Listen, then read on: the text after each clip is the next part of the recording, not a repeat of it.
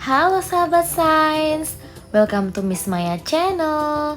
Sebelum menonton video ini, jangan lupa untuk like, komen, dan subscribe dulu ya. Enjoy this video.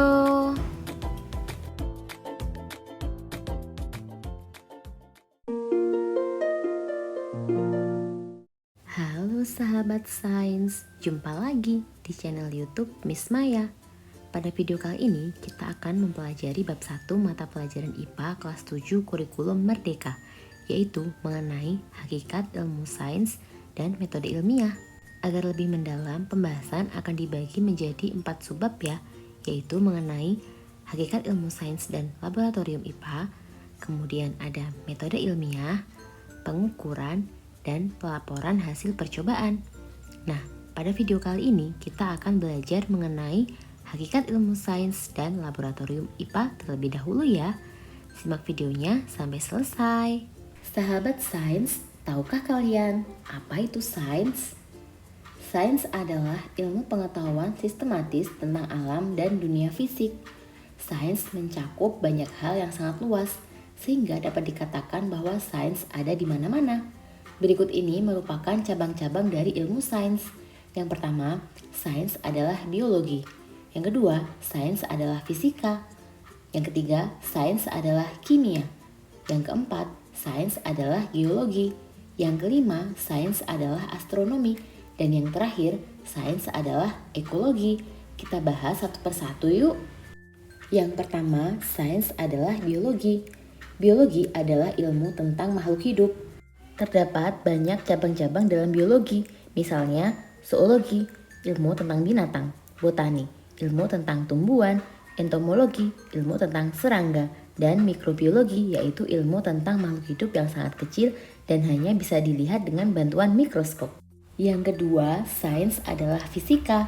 Fisika adalah ilmu tentang gejala dan fenomena alam dan sifat benda-benda di sekitar kita, termasuk tentang perpindahan dan energi.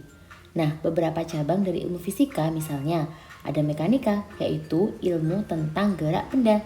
Kemudian ada elektronika, yaitu ilmu tentang arus listrik dan magnet. Dan ada optika geometris, yaitu tentang alat-alat optik. Yang ketiga, sains adalah kimia. Kimia adalah ilmu tentang berbagai hal mengenai materi, yaitu terbuat dari apa, sifat, dan perubahan dalam suatu reaksi kimia. Nah, cabang dari ilmu kimia juga ada banyak. Yang pertama, farmasi, yaitu ilmu tentang obat-obatan. Yang kedua, ada radiokimia, yaitu tentang zat-zat radioaktif. Kemudian ada kimia organik, yaitu tentang bahan-bahan kimia yang ada pada makhluk hidup. Serta ada kimia anorganik, yaitu tentang bahan kimia dalam benda-benda. Yang selanjutnya, sains adalah geologi. Geologi adalah ilmu mengenai bumi dan perubahannya. Beberapa cabang ilmu geologi antara lain vulkanologi, yaitu ilmu tentang gunung berapi. Kemudian seismologi, yaitu ilmu tentang gempa bumi. Dan paleontologi, yaitu ilmu tentang fosil yang dapat membantu kita mengetahui umur suatu tempat dan kebudayaan zaman itu. Yang kelima, sains adalah astronomi. Astronomi adalah ilmu tentang planet, bintang, dan alam semesta. Semua benda langit dipelajari dalam astronomi, termasuk matahari dan terjadinya gerhana. Kemudian ada komet dan juga asteroid. Nah, yang terakhir, sains adalah ekologi. Sahabat sains, ekologi adalah ilmu tentang interaksi atau hubungan timbal balik antara makhluk hidup dengan lingkungan sekitarnya. Bidang ilmu ekologi membahas tentang berbagai masalah lingkungan, misalnya polusi udara, tanah, dan air, serta efek perubahan iklim dan kepunahan hewan tertentu.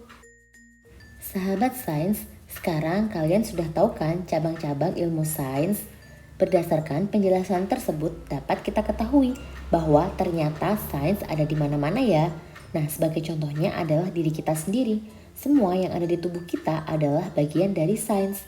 Lalu, coba kita perhatikan udara, listrik, cahaya, makanan, sampai dengan pelangi juga ada loh dalam pelajaran sains. Bahkan gempa bumi sampai dengan angkasa luar juga merupakan bagian dari sains. Jadi, sains ada di dalam diri kita dan di sekitar kita.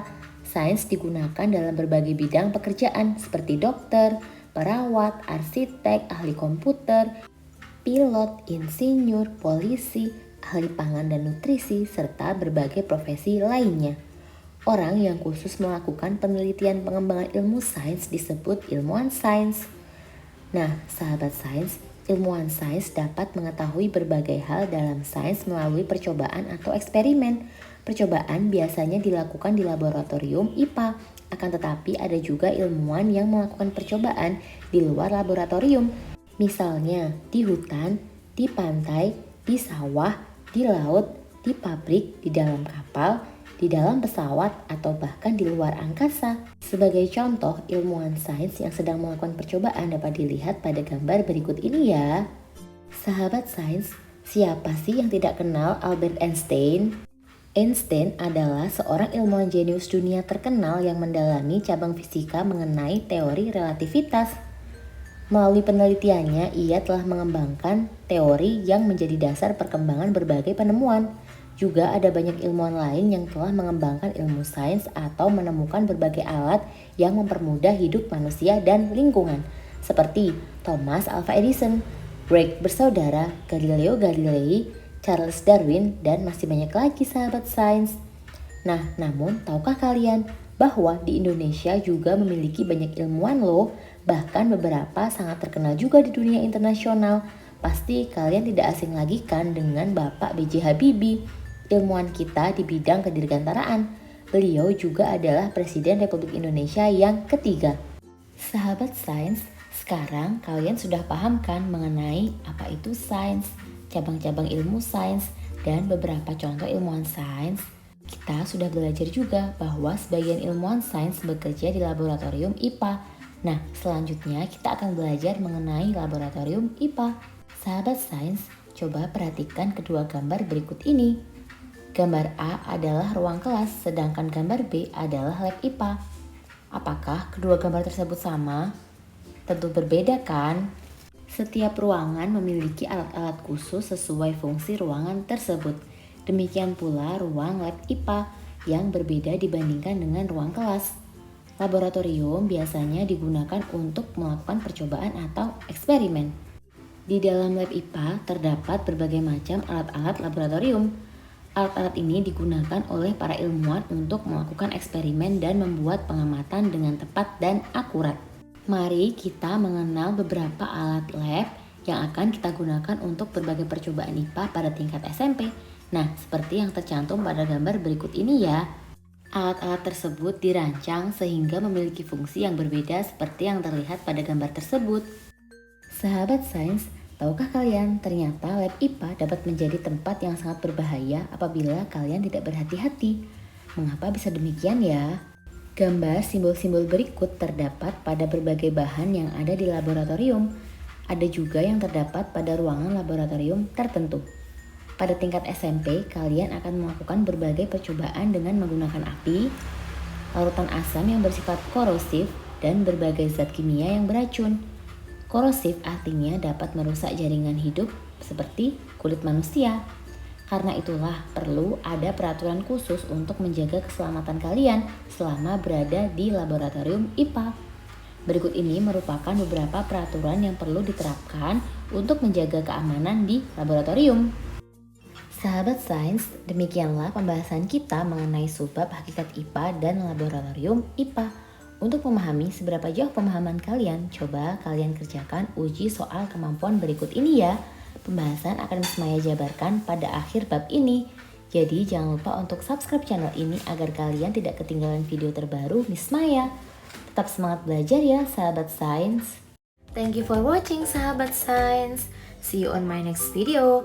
Bye bye.